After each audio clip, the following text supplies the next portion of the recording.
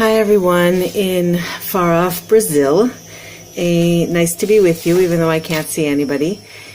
My name is Cindy Shulkin. I'm a social worker, a geriatric social worker. I work with old people and have for many years. Ever since I got to Israel, actually, I've been working in the field of geriatric social work.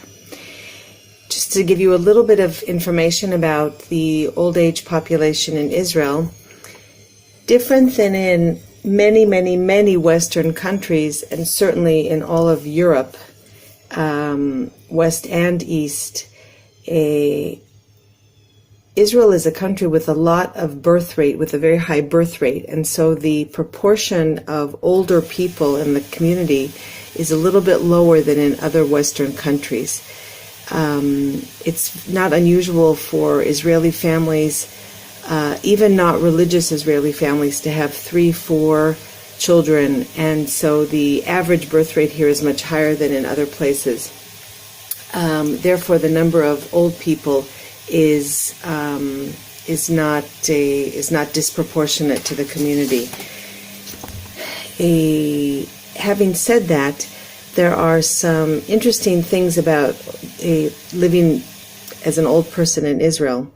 First of all, not like, I don't know how it is in Brazil, but not like in the United States or in parts of Europe where your old age pension, your Social Security or things like that are based on how many years you worked. In Israel, there is a flat Social Security, Kitzbat Zikna, that you get whether you worked 30 years, whether you worked 10 years, whether you were the CEO of a big company, or whether or not you were a housekeeper in a hotel. The Social Security for older people is is the same. The only people who get more are actually poorer people who don't have another source of income, and then they get a little tiny bit more in their Social Security,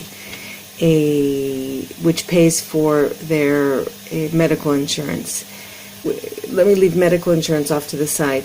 The Social Security here, even though it's equal and it sounds like it's all, wonderful, the Social Security allowance here is very low in comparison to other OECD countries and certainly to most countries in the West. I personally don't think that one could subsist on a Social Security that you get from the government alone.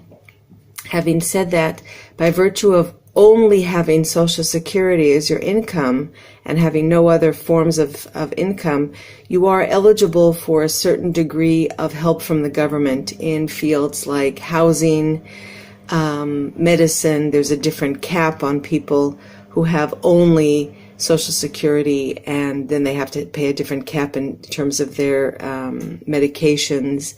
There are discounts like in electricity and water and television and telephone and stuff like that you get if you're not, if you have no other income besides Social Security. The people who really suffer from the system are the people who have Social Security and a little tiny pension that they have from their own work, which puts them above the cap for Social Security, but it still makes it very difficult for them to function and operate. I think one of the most interesting thing about living as an old person in this country is that the mythos of this country and the mythos that they were raised on is of the new, young Jew.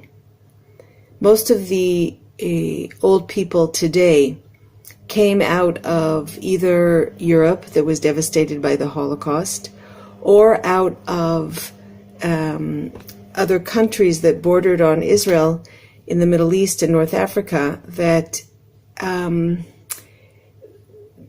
shall we say, the Jews' lives weren't necessarily in their own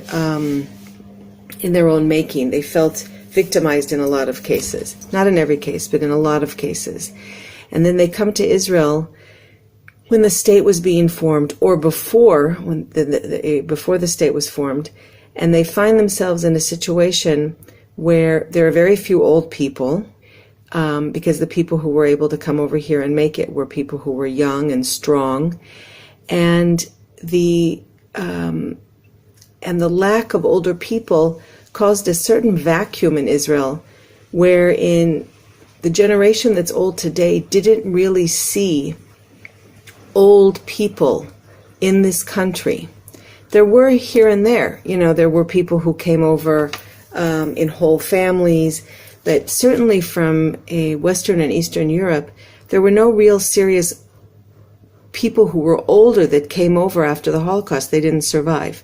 Or a lot of people, say from Morocco or Iraq, weren't able to make the trip in, or they didn't want to leave their surroundings. So that the number of old people when the state was formed was very, very, very low. And as a result, people weren't raised with a lot of old people around. There are lots of people that I take care of today, for instance, that are my age, say 50, 60 years old, who never were raised with grandparents, and so they didn't really expect or have any inclination of what old age was going to bring to them. That also causes a certain amount of, let's say, ageism that is internalized by the older people themselves. They see themselves as having no serious contribution to the country because they're not able to fight, and they're not able to farm, and they're not able to contribute in any significant way. I disagree with that, but that's what they've internalized. And as a result, they have this internalized feeling that they're very worthless. This is a state that a lot of old people feel. It's not something that's characteristic of Israel, but it's more extreme in Israel because the myth of the young, strong Israeli lives on in the minds of these people, and really in all of us. So that it's a very difficult process in Israel, maybe say a little bit more so than in countries where the older person is, this cherished thing. In the religious communities, you should know, where there was always a lot of old people, the older person still has a certain amount of clout. And in the more traditional communities, more religious communities, there is a certain amount of myth around the older person being the person that has the most samchut, and they live on a little bit more as leaders in their field. But this myth of the young Israeli certainly does a mind game with a lot of older people. The levels of loneliness in this country are a little bit lower than in most countries. Families are still very traditional and are still very, very, in most cases, really take care of the old people that are in their midst. What's starting to happen, and has started in the last 20 years, is the Western phenomenon where children who might have lived very close to their older parents are leaving either the city for jobs outside of the country, so that there's people who are left alone in the city. Even if they come in a couple of times a week, it's still not the model that they grew up with, where the old person may live in the house with, or certainly live in the general community with their adult children. That's changing here, and that has become very difficult for a lot of old people.